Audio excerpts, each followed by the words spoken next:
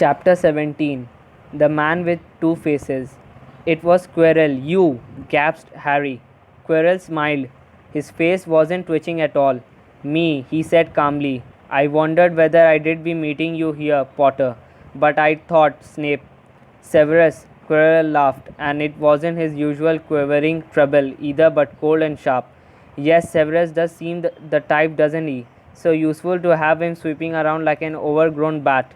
Next to him, who would suspect poor stuttering Professor Quirrell? Harry couldn't take it in. This couldn't be true, it couldn't, but Snape tried to kill me. No, no, no, I tried to kill you. Your friend Miss Granger accidentally knocked me over as she rushed to set fire to Snape at Quidditch match. She broke my eye contact with you. Another few seconds and I did have got you off that broom. I did have managed it before then if Snape hadn't been muttering a counter curse trying to save you.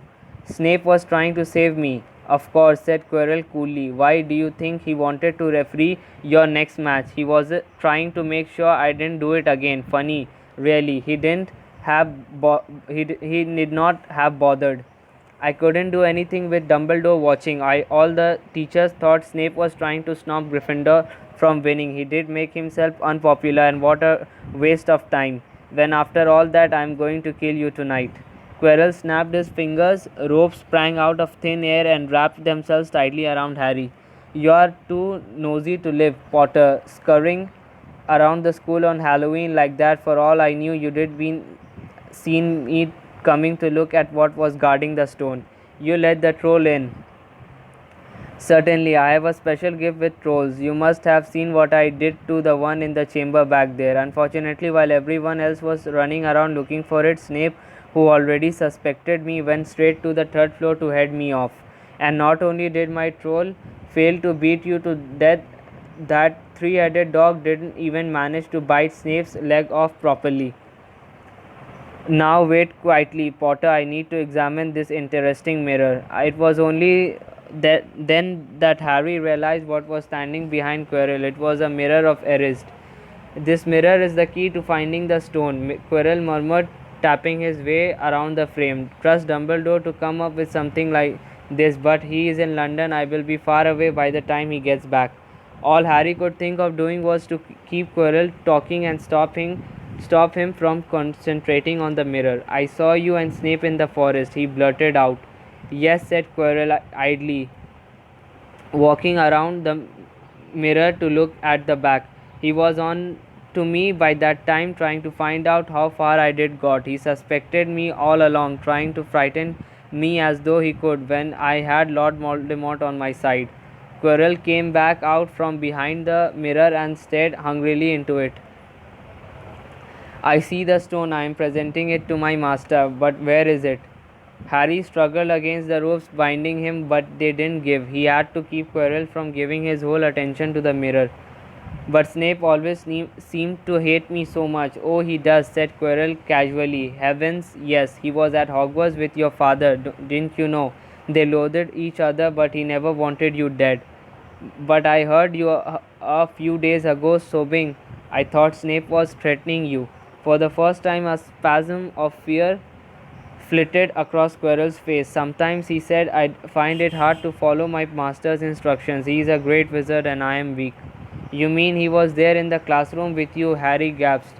He is with me wherever I go, said Quirrell quietly. I met him when I travelled around the world. A foolish young man I was then, full of ridiculous ideas about good and evil. Lord Voldemort showed me how wrong I was. There is no good and evil. Oh, there is only power, and those too weak to seek it. Since then, I have served him faithfully, although I have let him down many times. He has had to be very hard on me. Quirrell shivered suddenly. He does not forgive mistakes easily. When I failed to steal the stone from Gringotts, he was most displeased. He punished me, decided he would have to keep a closer watch on me. Quirrell's voice trailed away. Harry was remembering his trip to Diagonal Alley. How could he have been so stupid? He did seen Quirrell there that very day, shaken hands with him in the leaky cauldron. Quirrell urged under his breath.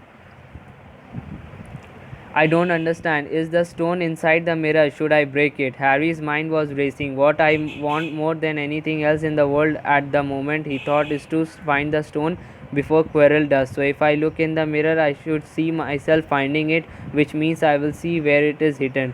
But how can I look without Quirrell realizing what I am up to? He tried to edge to the left, he'd get in front of the glass without Quirrell noticing, but the ropes around his ankles were too tight. He tripped and fell over. Quirrell ignored him. He was still talking to himself. What does this mirror do? How does it work? Help me, master. And to Harry's horror, a voice answered, and the voice seemed to come from Quirrell himself. Use the boy, use the boy. Quirrell rounded on Harry. Yes, Potter, come here. He clapped his hands once and the ropes binding Harry fell off. Harry got slowly to his feet. Come here, Quirrell repeated. Look in the mirror and tell me what you see. Harry walked towards him. I must lie, he thought desperately. I must look and lie about what I see, that's all. Quirrell moved close behind him. Harry breathed in the funny smell that seemed to come from Quirrell's turban. He closed his eyes, stepped in front of the mirror, and opened them again. He saw his reflection, pale and scared, looking at first, but a moment later the reflection smiled at him. It put its hand into its pocket and pulled out a blood-red stone. It winked and put the stone back in its pocket. As it did so, Harry felt something heavy drop into his real pocket. Somehow, incredibly, he did gotten the stone. Well, said Quirrell impatiently, what do you see? Harry screwed up his courage. I see myself shaking hands with Dumbledore. He invented. I have won the house cup for Gryffindor.